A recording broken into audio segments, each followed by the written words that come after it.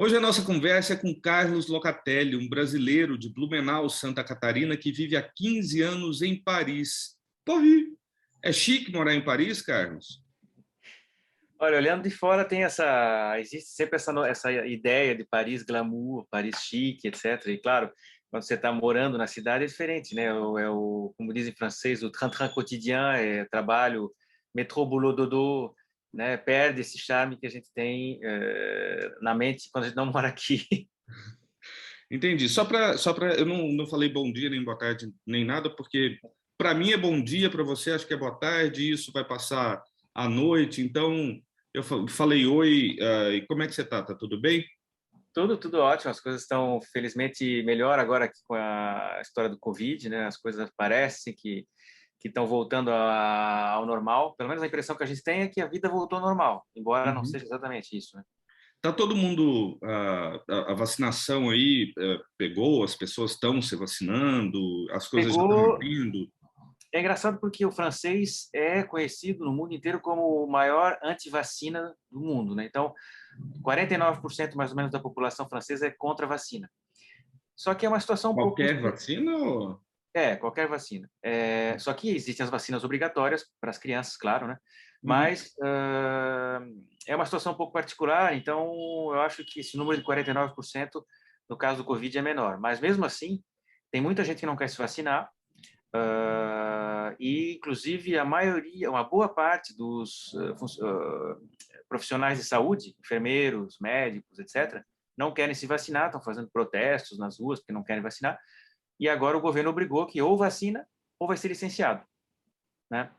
Então eles estão fazendo protestos, chamando de ditadura, porque está obrigando eles a vacinar, mas os caras trabalham em hospital, né?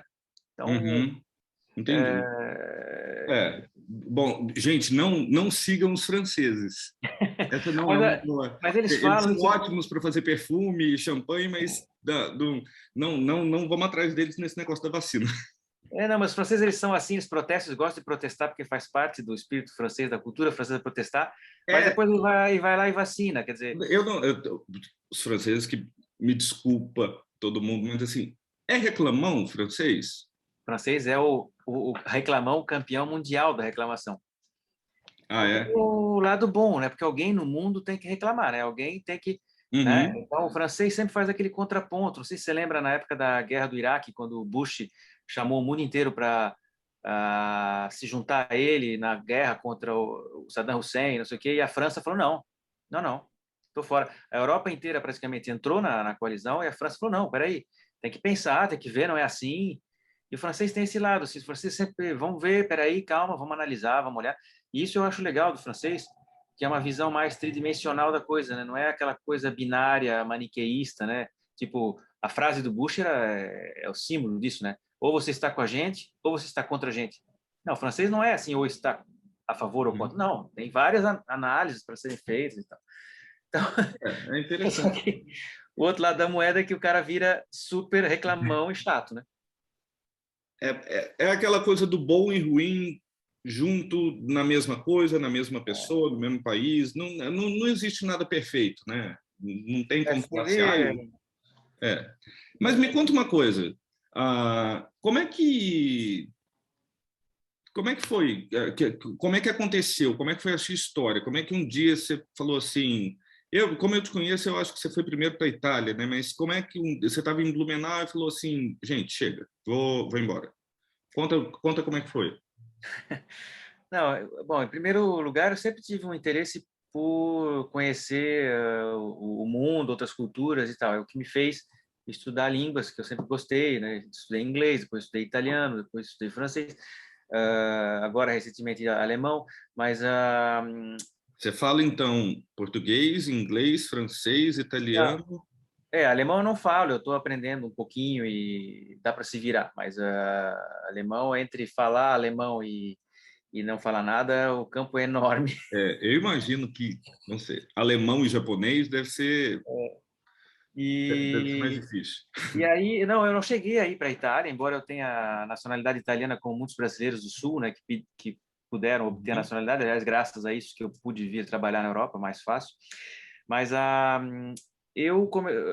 quando você começa a estudar um idioma, você normalmente se envolve com a cultura daquele idioma, né? E com isso eu acabei me envolvendo com a cultura francesa, que eu já tinha um certo contato por ter gente na família casado com francês, né? Uhum. E vim para a França e passear em 97, faz tempo. E aí acabei me identificando com a cultura, porque, bom, eu sou um cara que vem da área de humanas, então a França é muito forte nessa área, né? Uhum. Várias coisas da cultura francesa têm a ver com a minha personalidade. E aí eu vi uma oportunidade eu quis sair da minha área de jornalismo uns anos atrás e decidi vir fazer uma pós-graduação aqui na França, na área de negócios internacionais, para abrir vamos dizer assim, leque de opções profissionais, né? Isso em 97, que você falou? 2006. Não, 97 foi a primeira vez que eu vim para a França a passeio, Ah, tá, tá, tá. né? Tá, 2006. E aí É. você foi estudar? Aí fui estudar, fazer uma pós em negócios internacionais Uhum. e depois disso, por um acaso do destino, eu encontrei uma pessoa, a diretora da Zona América Latina do escritório de consultoria, filial de um banco de investimentos, que estava querendo alguém para ajudar a abrir uma filial no Brasil do escritório de consultoria. Uhum. E aí ela disse, poxa, mas como é que eu vou arrumar um brasileiro que fale bem francês e que tenha autorização de trabalhar na França? Quer dizer, era quase impossível, era muito difícil. Hello. E aí, por acaso, a gente se conheceu e eu comecei a trabalhar lá e fiquei 8 anos lá. Cara, que legal. E como é que foi para você no começo? Porque eu tenho vou te citar, quando eu vim para os Estados Unidos, no começo a gente meio que e eu vejo isso acontecer com muitos brasileiros, a gente meio que fica apaixonado pela forma que o povo de onde você está vivendo age, e você começa a comparar com o brasileiro. Eu sei que tem muito brasileiro que ainda está numa fase, a gente compara e como a gente meio que fala assim, brasileiro faz errado isso. E, na verdade, não tem nada errado ou certo, eu acho que são só diferenças culturais, mas o que te bateu mais forte de diferença cultural quando você foi para a França? Olha, primeira coisa, a França é também um país latino, né? Então a gente tem, por isso, muitas semelhanças com o que a gente vê nos outros países latinos. Uhum. Só que eu acho que a coisa que muita coisa me chamou a atenção na maneira de ser dos franceses, com relação ao que a gente está acostumado com a nossa cultura brasileira, né? Então, quando você vê essas diferenças, assim, é uma coisa que salta aos olhos e você fala, ué, mas por que é assim, né? Uhum. A primeira reação que você tem é você dizer, não, é um choque um pouco das duas culturas, da tua e daquela que você está morando, né? Uhum. E depois você acaba tendo que entender e isso acaba mudando a tua maneira de ver muitas coisas.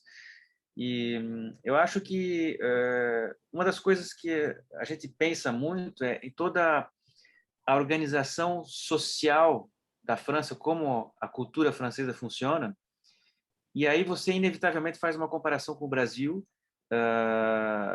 na maneira como as coisas funcionam lá do ponto de vista disso, da cultura dos fatos sociais, né, os societais, que é uma palavra que eu aprendi aqui, né? Uhum. Você percebe que, na verdade, a principal diferença é que a França é muito mais velha que o Brasil, né? Então, a França já passou por diversas crises e discussões e debates. E já tiveram mais tempo para pensar em várias coisas que a gente ainda nem Eles viveu, né? tiveram as crises, porque normalmente você tem uma evolução, uma crise, cai e volta, né? Então, É. depois, por exemplo, a guerra é uma dessas, né? A guerra é uma ruptura impressionante e as consequências vêm a longo prazo depois. No Brasil, a gente nunca teve uma guerra, então, felizmente, e a gente não teve esses mesmos efeitos. Mas vou dar um exemplo simples, por exemplo, dificilmente as pessoas deixam comida no prato aqui, né? No Brasil e nos Estados Unidos, você que mora aí nos Estados Unidos, você sabe, às vezes as pessoas jogam quilos de carne no lixo, né?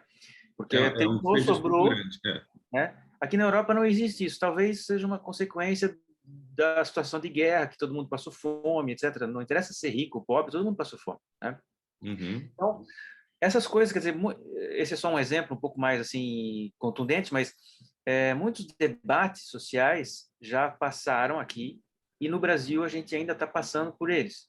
Quer dizer, a gente imagina assim, bom, a Europa viveu, sei lá, um movimento feminista muito forte nos anos 60, etc. Então a gente imagina que teoricamente a gente iria importar as conclusões, né, desse movimento e viver a partir dali. Mas parece que a gente volta e tem que recomeçar as mesmas discussões para chegar nas mesmas conclusões depois, mas passar pelos mesmos sofrimentos, né? Quer dizer, então isso foi uma das coisas assim que me chamaram a atenção na diferença entre a cultura de lá, do Brasil e daqui. Né? Você me contou um dia desses uma história da mala no trem. De novo que aquilo, eu achei interessante aquilo. Mostra bem a diferença que é de cultura. Pois é a questão da responsabilidade de cada um pelas coisas que você faz, né? No Brasil, a gente tem uma tendência, e você pode ver, nem vou citar nomes, mas é muito fácil você ver que essa tendência atual de botar a culpa sempre em alguém, né? Então, o negócio não funcionou, a culpa é não sei de quem, é do outro, é do clima, é da chuva, não, é o sei o quê. Bom, na cultura francesa, você tem menos isso, você tem assim a responsabilização de cada um, né? Então, o exemplo da mala é que a mala da minha esposa foi roubada no trem e a minha reação como brasileiro foi dizer, bom, o trem, eu comprei uma passagem para viajar de trem que tem um espaço lá destinado a malas, então se o trem tem um espaço destinado a malas, eu paguei por essa passagem para ele me transportar, eu e a mala, né? E a mala foi roubada, a responsabilidade é da companhia de trem, né? E discutindo com a...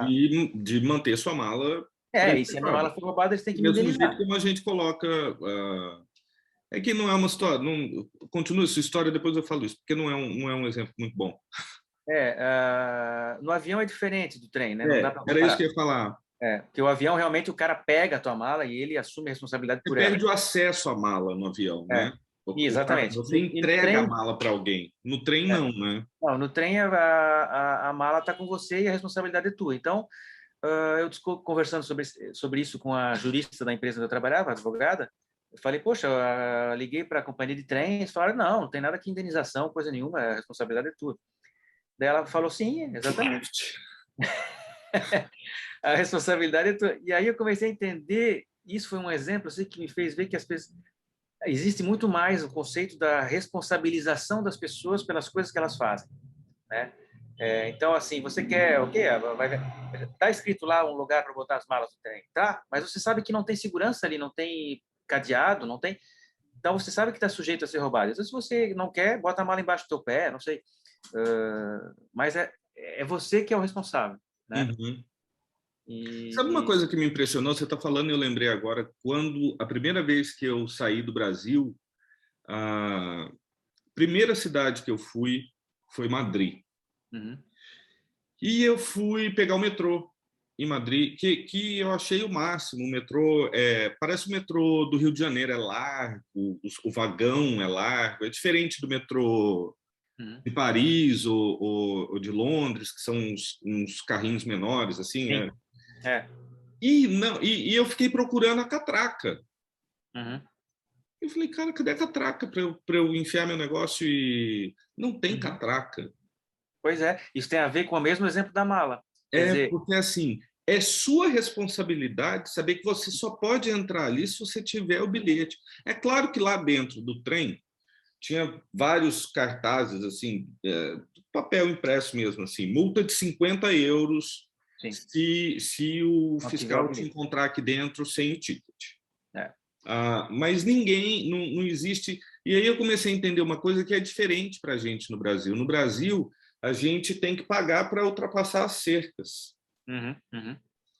Não, pelo menos em Madrid, não. Em Madrid, no metrô, você é livre para ir. E na Alemanha é a mesma coisa. Na Alemanha é igual. Você é livre, mas você tem que ser responsável. Você tem que saber que para usar o serviço tem que estar pago. Exato. Por exemplo, na Holanda, em Amsterdã, você tem aquele strippenkart, né? Que é aquele, eu nem sei se ainda existe, era o tiquezinho do bonde. Agora acho que mudou porque é eletrônico, mas antigamente era uma stripper, né? Uma tripa assim de papel, com umas dobrinhas, e você ia dobrando, cada vez que você viajava, você enfiava no carimbador dentro do trem, você mesmo, ele Uhum. carimbava a data e o horário. E você dobra de novo, carimba de novo, até que acaba aquela tripa, né? Quer dizer, não tem ninguém para te controlar que você realmente carimbou quando você entrou, né? É Ah, sua, é você, sua, você tem que ser cidadão, né? exatamente. Então a responsabilidade é tua. Depois, bom, se você não respeitar, você corre o risco de assumir as consequências, né? É. Então, Agora, me fala uma coisa. O francês, eu lembro bem, eu não lembro exatamente que ano que foi, mas teve uma época que teve o Ano do Brasil na França e teve o Ano da França no Brasil. Eu já vi entrevistas de franceses que falam assim: a gente adora o Brasil, adora mesmo. O francês gosta do brasileiro. o francês gostava muito do brasileiro. Atualmente, Que bom. é, e do Brasil. Atualmente ele está de mal com o Brasil, Por causa do governo atual? no Por governo quê? atual. Hum. Porque os franceses não conseguem acreditar como é que a gente chegou nisso, né? E eles têm uma decepção. Você sabe quando você encontra os franceses, dá um tapinha nas costas, faz aquela cara assim, tipo com pena de você, né? Assim, tipo, pô, Aham. lamento, né? Mas ele fica chateado também porque o que acontece no Brasil hoje é o oposto total da cultura francesa, né? Ainda que a cultura na França exista uma força muito grande no partido de extrema direita também, Uhum. mas a cultura francesa é o oposto disso, né? Então a França é a terra da Carta dos Direitos Humanos, é o país da Revolução Francesa que exportou a independência para os Estados Unidos, quer dizer, é um país, vamos dizer assim, pioneiro e revolucionário em tudo que é de evolução social, né? Uhum. Então, eles gostam muito do Brasil e do brasileiro, o francês, porque eles acham que o brasileiro tem o que eles chamam de uma joie de vivre, alegria de viver, né? Que é uma coisa inata, assim, que a gente tem, a gente está sempre sorrindo e, né? A gente tem gosta de conversar e tudo O jeito vai que a bem. gente, eu acho que o jeito que a gente tem de lidar com a vida é diferente do que os outros. Você bem falou assim, francês também é latino. Quando você pega o americano, né, que é um cara super pragmático, não sei o quê, o americano fica completamente apaixonado por essa. Sim. Eu não vou dizer felicidade, é uma alegria. É uma energia, assim, uma coisa que, E é uma coisa assim, a gente pode estar assim super fudido na merda, mas a gente ainda arranja sim. uma alegria para falar assim, não, não, vai dar tudo certo, vamos lá, vamos pro carnaval. Exatamente. E o francês é um pouco o oposto disso, infelizmente. O francês é meio triste, assim, né? Então, quando eu trabalhava como consultor nessa Uhum. filial do banco, levando empresas francesas para o Brasil, foi uma época que o Brasil estava assim em alta. Só para te explicar rapidamente, eu trabalhava numa consultoria filial do banco que tinha filial em 13 países. Então, nós tínhamos escritórios em 13 países e esses escritórios acompanhavam as empresas francesas para montar suas operações nesses países, que seja Uhum. aquisição, criação de filial, parceria comercial, etc.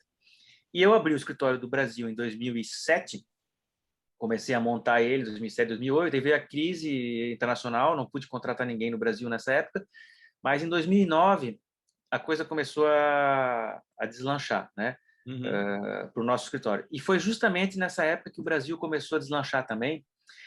E eu fazia palestras sobre o Brasil, setores com boas perspectivas de crescimento, como investir no Brasil, etc. Eu fazia essas palestras nas sedes dos centros de negócios do banco onde eu trabalhava em cada região da França, né? Normalmente, os meus colegas das outras filiais faziam isso uma vez por semestre, em um banco e tal. Eu fazia uma por mês em cada um dos bancos, porque a demanda pelo Brasil era enorme. Então, todo mundo queria saber como é que eu faço para ir para o Brasil. E nessa Uhum. época eu trouxe muitas empresas para o Brasil, ou levei, né? E, e hoje é triste dizer, mas a maioria dessas empresas que eu levei na época estão voltando, né? Vamos, vamos colocar aqui essa energia brasileira e entender que isso. isso vai acabar, isso vai voltar. né?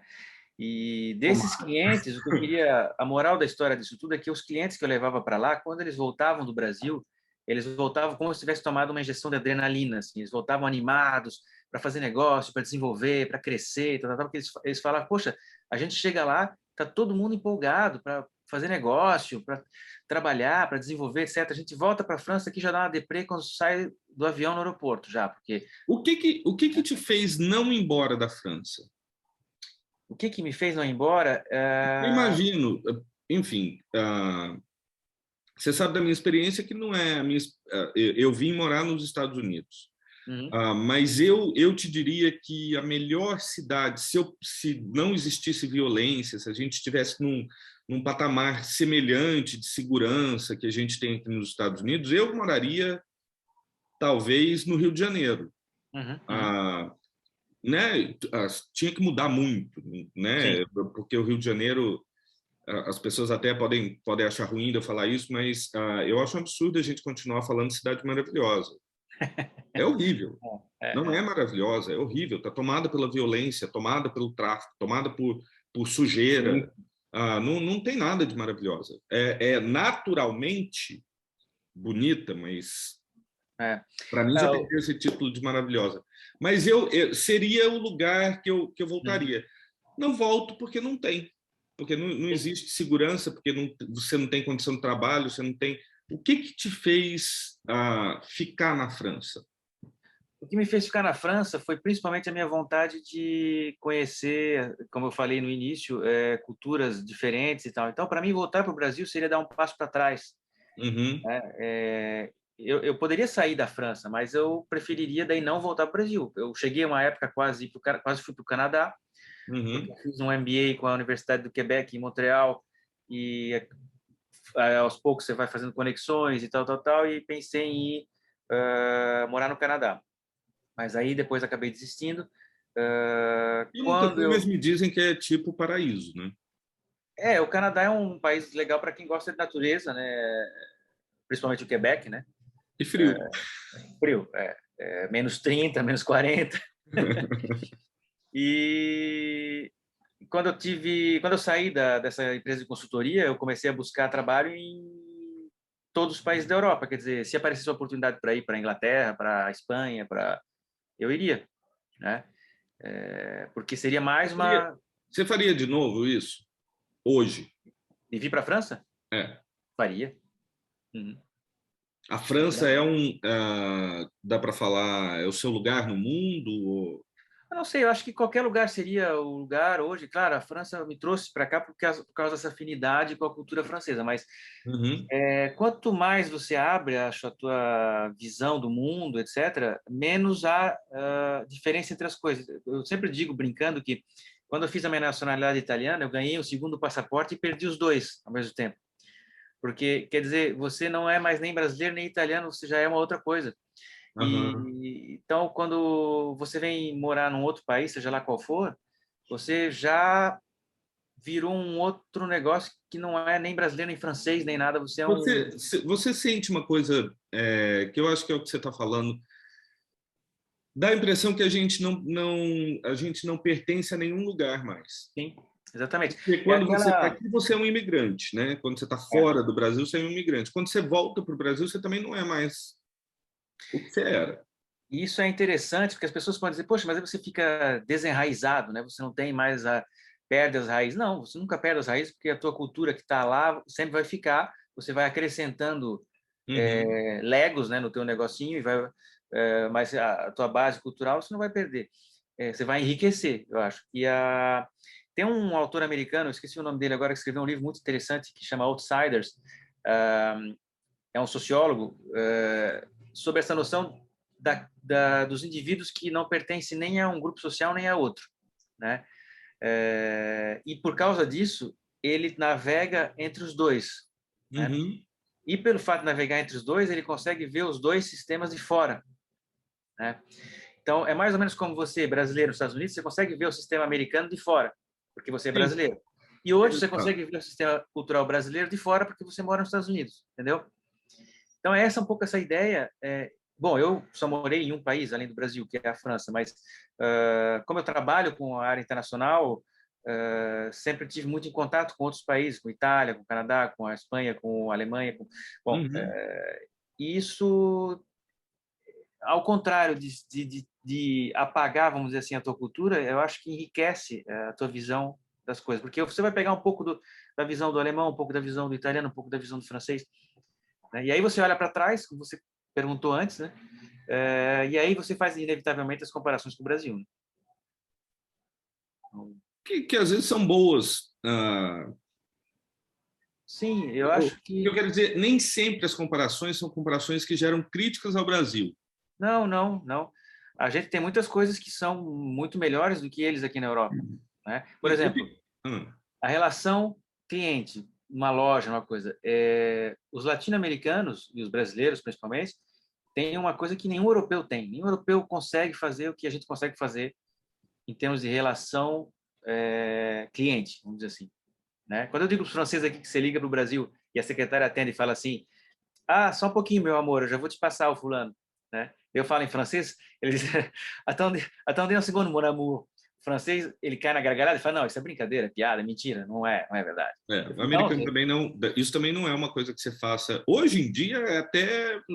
Enfim, podem considerar assédio se você é, fazer isso. é Eu, às vezes, verdade. tenho medo de colocar no fim do e-mail. Não existe isso aqui, porque a gente coloca no e-mail no Brasil, tranquilamente a gente coloca abraços, Uhum, né? é. Imagina, você vai botar hugs no e-mail aí nos Estados Unidos? A, a outra pessoa ela vai usando uma gíria brasileira, ela vai despirocar completamente, porque ela vai falar: o que é isso? Como assim? Você tá maluco? Hug, É, é, sabe? Tá me assediando, sei lá, é muito diferente. Pelo é. menos essas diferenças para o americano são gritantes. Porque aí você está num país anglo-saxão, numa cultura protestante, etc. É outra Que, que, história, que, tem- né? que tem uma situação, o americano ele não consegue, quando a gente fala do Brasil, e eu tenho me preocupado muito com essa coisa do Brasil, porque a gente está no momento que a nossa autoestima está pisoteada, está Uhum. completamente amassada lá no chão, mas Ah, a gente não pode se misturar, a gente não pode olhar e achar que isso que está acontecendo no Brasil o Brasil não é aquilo.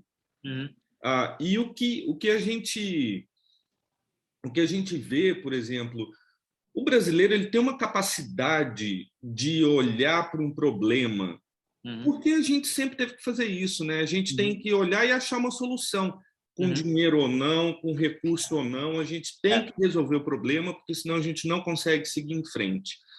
O americano, se ele não receber o kit, resolva o problema, Uhum, uhum, ter a instrução para fazer uhum. dentro daquilo, ele vai ficar completamente perdido.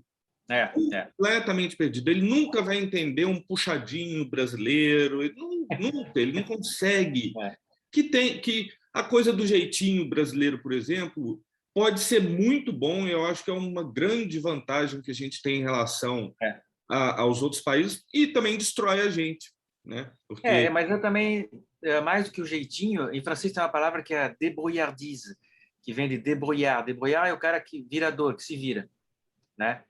Então, esse substantivo, né, define essa característica do brasileiro que é positiva, que é o cara que, né, na hora que a coisa complica, ele salta, ele pula, porque o francês, vou dar um exemplo também que eu sempre uso aqui, quando eu comento com os meus amigos franceses sobre essa diferença entre Brasil e França. O francês, você vê muitos casos aqui o tempo inteiro, na televisão, no jornal, na rua, as pessoas que você conhece, o cara, que é o caso típico, por exemplo, perde o emprego, começa a beber, a mulher vai embora, vira alcoólatra, mendigo. Quer dizer, o cara passa de uma isso é um família, caso típico. sim, muito, muito comum. O cara passa de uma família com casa, carro, não sei o quê, a mendigo morando na rua, né?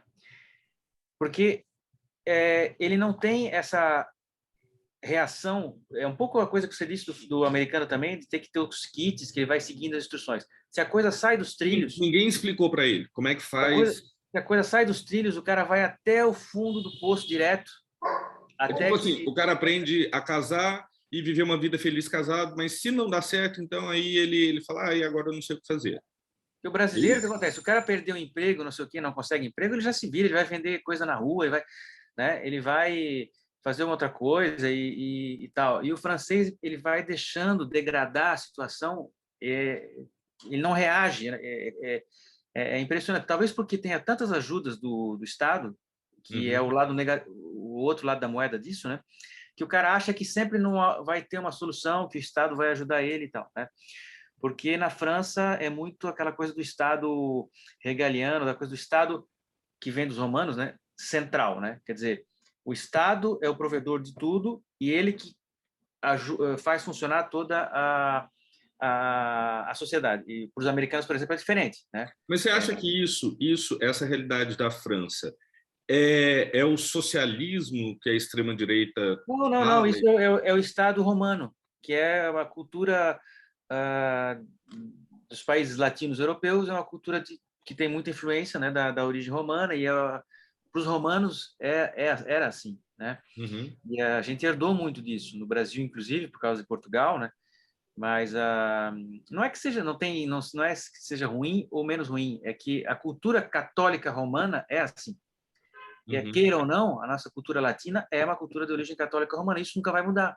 Lembra uhum. que a gente falou outro dia que não adianta querer que um brasileiro vire um sueco, porque não tem como, Na né? verdade, a gente estava falando Então, isso, além de não ter como, eu acho que é um erro, porque o sim, brasileiro, não é isso que o mundo espera do não, brasileiro, o mundo espera isso do sueco. sim, sim. E você nunca vai atingir esse objetivo, então não vai funcionar. Então, você tem que entender como é que eu, brasileiro, ou eu, francês, eu, espanhol, pouco importa aqui, latino, como é que eu defino e consolido a minha identidade para fazer com que a minha estrutura cultural e social funcione, né? Então, não é bom ou ruim, porque no Brasil a gente tem a tendência a dizer, lá na Noruega, os deputados vão para o trabalho de bicicleta, eles só tem um assessor, não sei o que, né? Daí fala assim, como se no Brasil a gente tivesse que fazer igual. Não necessariamente a gente tem que fazer igual, né? A gente só tem que encontrar um sistema que seja honesto, né? E que funcione, que seja eficaz e pronto, né? A gente tem muito funcionário público. Ué, daí? Eu acho que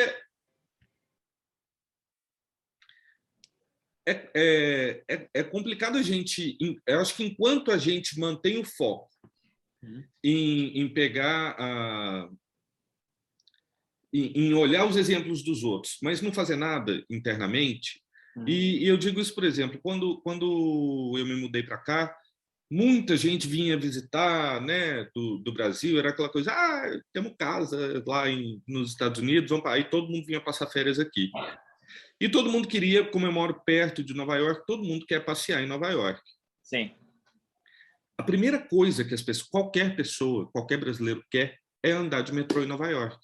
Mas em São Paulo, o ser humano não tem coragem de deixar o carro dele em casa e pegar o Ah, metrô. é. E vem para. Eu lembro de uma época, tinha um prefeito em São Paulo, o Haddad, ele foi muito. Eu não morava mais em São Paulo, etc., mas ele foi muito criticado por causa das ciclovias. Uhum. E as pessoas que criticavam vinham e estavam passeando, ai, olha que legal, todo mundo vai de bicicleta. Eu falava assim, mas, meu Deus, o que Uhum. eles precisam? Levar Nova York para o Brasil para ver que ciclovia funciona? Porque ciclovia tem lá. Por Uhum. que não vai? É claro que tem várias outras situações no Brasil que te impedem de levar uma vida, mas essa coisa de ficar olhando para os outros países e Uhum. sonhando, vamos trazer. O Brasil não pode ser uma coxa de retalho, veio um norueguês aqui, fez uma coisa. A gente até é meio assim, a gente aceita, mas a Uhum. gente precisa. Eu acho que o brasileiro precisa olhar e acreditar na criatividade dele, na inovação. Acho difícil achar um povo que seja tão inovador como o brasileiro, É, né? Que é um cara que olha e resolve as coisas. é uma pena que a gente não invista mais em pesquisa no Brasil, porque não adianta, nenhum país vai para frente sem investimento em pesquisa, né? Então, e a gente, além de não estar investindo muito, a gente está investindo cada vez menos. Eu não sei se você assistia no Brasil, tinha uma mulher na televisão que ela vendia o negócio, vou falar, chama Top Term, ou iogurteira Arna, ela falou assim, vamos falar de coisa boa, vamos falar de iogurteira Arna. Mudando, mas mudando de assunto, eu vou te falar uma coisa que É. pode ser polêmica, Como eu gosto. mas porque todo mundo fala assim, ah, e a comida francesa, cara, eu não gosto de sentar num restaurante francês para comer. Uhum. Aquela sopa de cebola não me ganha, não tem o Le Coq au vin, né? Mas não é. Eu gosto da baguete, eu gosto daquelas pastas que eles fazem. Você compra a baguete, compra aquele pão enorme, sai andando comendo aquilo. Mas eu comprei quando das vezes que eu já fui a Paris, eu comprei livro de. É lindo, a técnica é linda, mas lugar bom para comer mesmo é a Itália. Não é? Sim, eu vou explicar por que isso. Por quê? Porque é o seguinte, a França evoluiu tanto na gastronomia, mas tanto na frente de todos os outros, inclusive da Itália, que junto com essa evolução na gastronomia, na qualidade dos restaurantes, etc., foi evoluindo a indústria da alimentação, né? Então, o que acontece? Hoje, e a França é o único país que você tem esse nível de produtos para profissionais do setor da restauração. Você monta uma brasserie, por exemplo, que seria a tradução ao pé da letra de uma brasserie, uma cervejaria, uma choperia. Tá? Mas é o típico restaurante tradicional francês de comida simples, básica do dia a dia. Confesso aqui minha ignorância, que eu sempre achei que era uma padaria. Não, brasserie vem de brasseur. Brasseur é o cervejeiro, né? Então, a brasserie seria, eu traduzi, é uma tradução minha de choperia, vamos dizer assim. Só que brasserie é um tipo de restaurante. Você tem um restaurante que é o bistrô, que é o restaurante de comida mais caseira e de qualidade, assim, né? Ou pode ser um bistrô gastronômico. Eles criaram até um termo agora que é a bistronomie, que é uma mistura de gastronomia com bistrô, né? Então, são os bistrôs de boa comida. E a brasserie é o pé sujo, vamos dizer assim, como a gente diz no Brasil, do prato do dia a dia. E nas brasseries você vai ter sempre as mesmas coisas.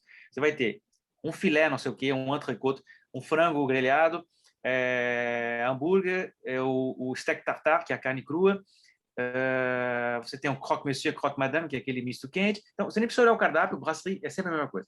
Tá?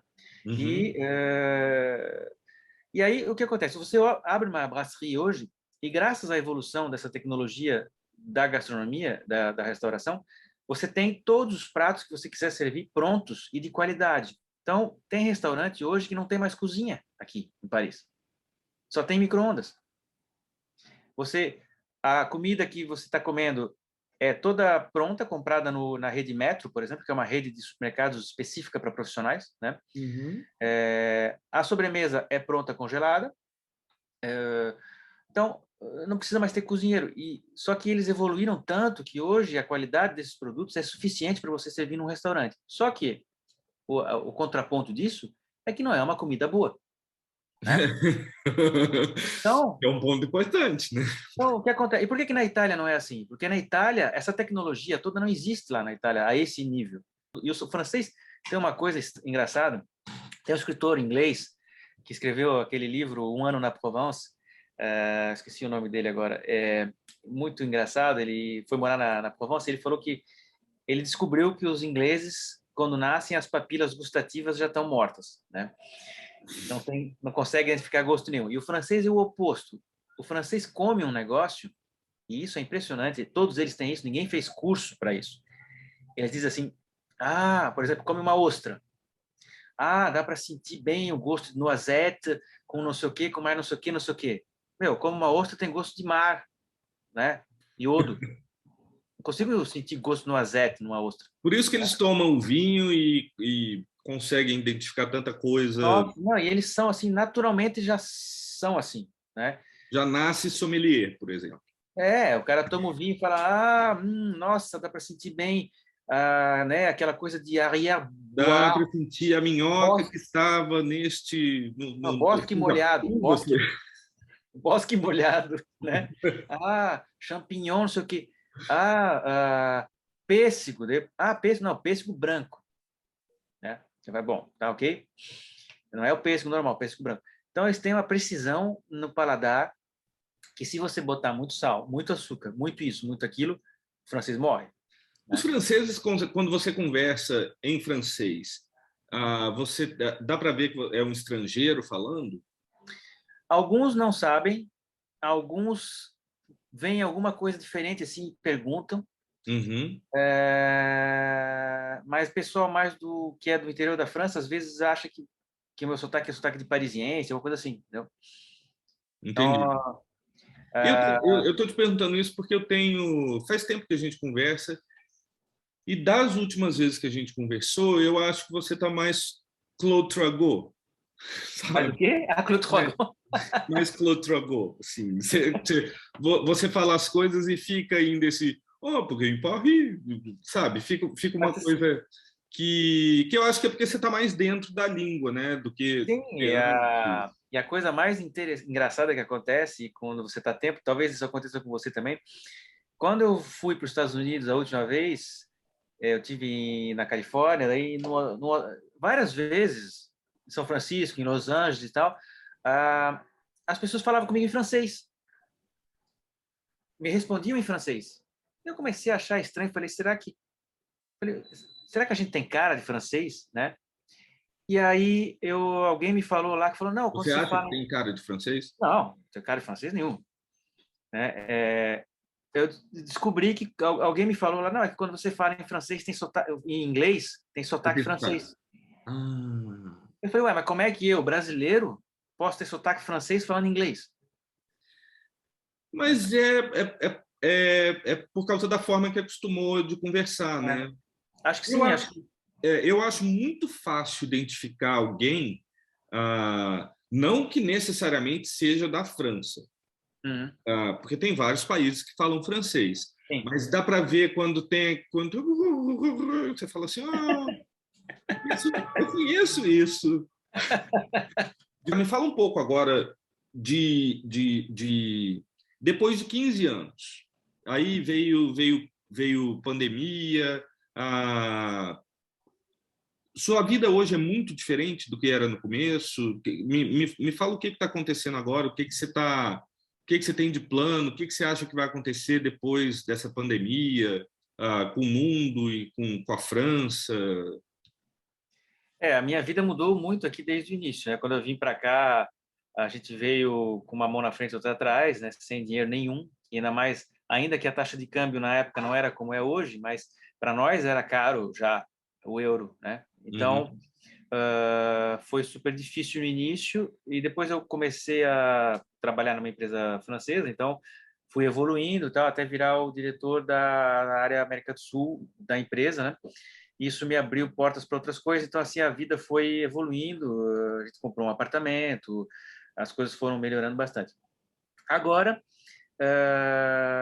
por várias questões pessoais de mudança de vida, de divórcio, de não sei o quê, as coisas, e ainda mais a pandemia, então as mudanças são de novo grandes, né?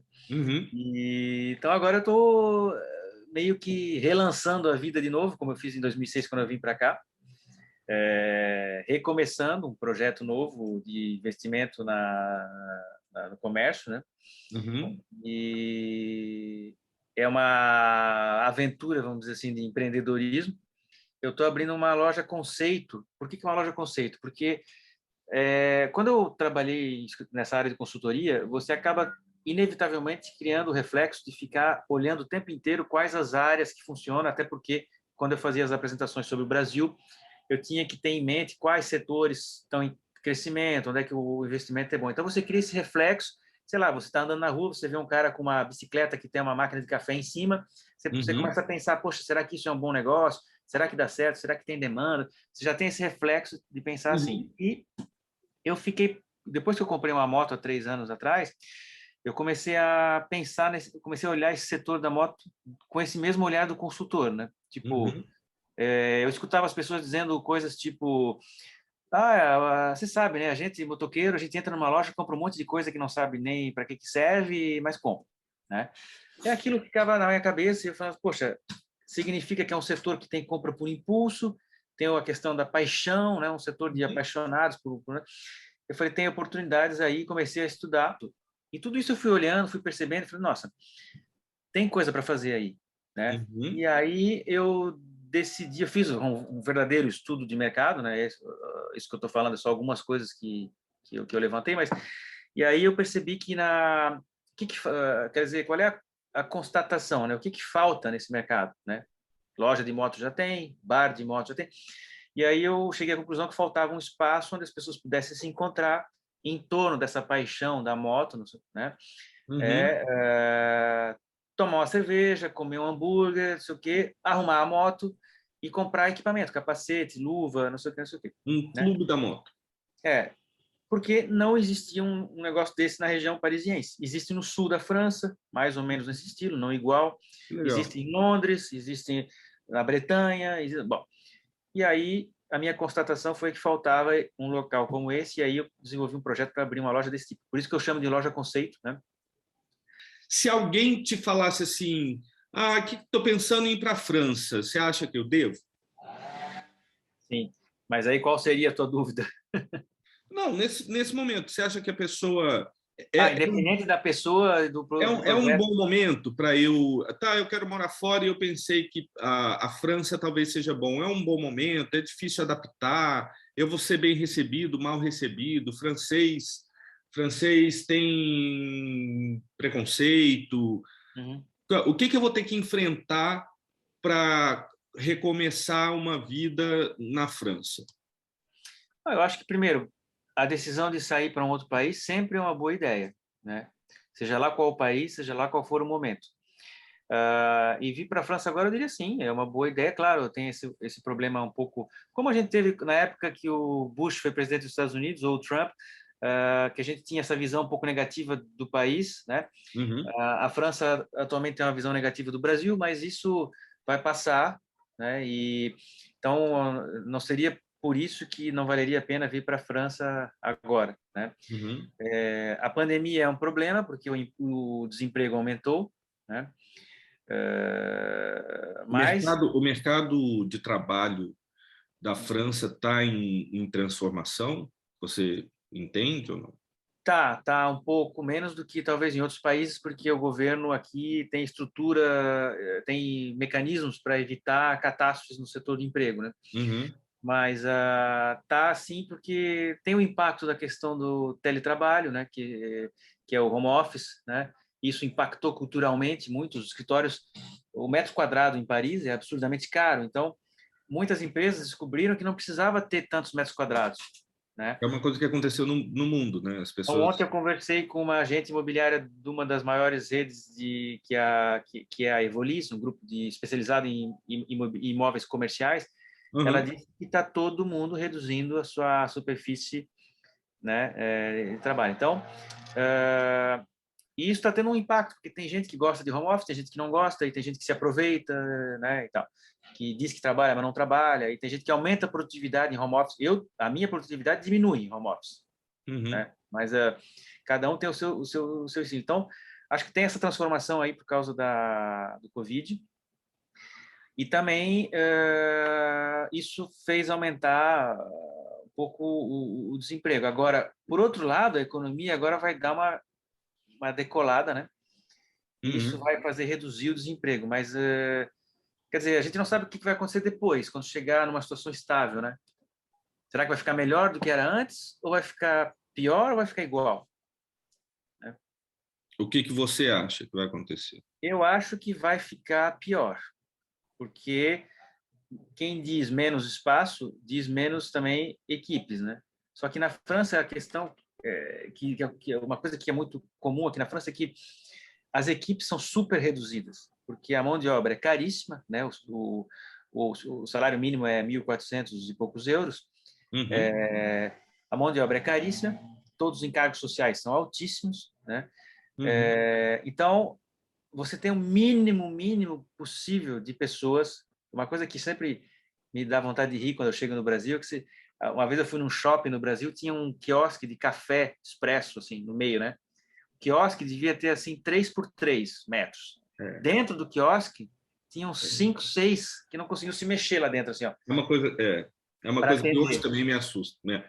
Não é que assusta, é que é diferente de ver, porque É. aqui uma pessoa faz o trabalho dos cinco.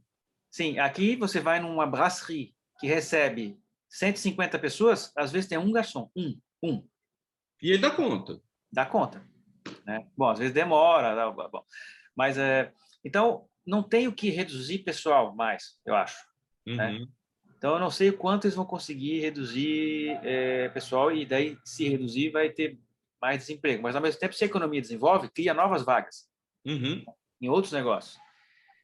Então, eu acho que vai ficar elas por causa disso, porque vai ter gente que vai reduzir e vai ter gente que vai aumentar, e no final, o desemprego é razoavelmente alto aqui na França, por causa desses Uhum. problemas todos, né? É em torno de 9%, 7 a 9%. Né? Você imagina que a gente no Brasil, né, nessa época que eu trabalhava na consultoria, Hoje é 9%. Historicamente, é hoje mais alto que hoje isso. na pandemia aqui chegou uns 10 e pouco. Tá. Historicamente entre 7 e 9, vamos dizer assim, né? E no Brasil você imagina que a gente chegou em 3,5, né? Você sabe que abaixo de 4 é considerado pleno emprego, né?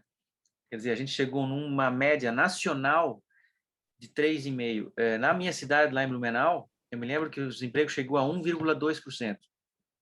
Uau. É, Não bom, agora, né? não. Lá por 2010, por aí. Agora deve estar super alto. Agora o Brasil está em 14%, né? Então, mas voltando à pergunta inicial, eu acho que qualquer momento é um bom momento para se ir para o exterior. Eu acho que todo mundo deveria ter várias experiências no exterior, de um país ir para outro, né? Acho Entendi. que isso é enriquecedor. Para a gente terminar, o que você sente falta do Brasil? O que eu sinto falta do Brasil é da família. É. E essa convivência que a gente tem, né? Quer dizer, aquela coisa, final de semana faz churrasco na casa de um, faz não sei o quê. Isso é mais difícil fazer aqui, né? Então é a família e essa vida um pouco mais assim cool, né? Como é que Festa. fala, até mais em francês? À bientôt. É À bientôt. bientôt. Não é arigato, é à bientôt. À bientôt? Bientôt. À bientôt. T-O-T. À bientôt. Salut. Ciao.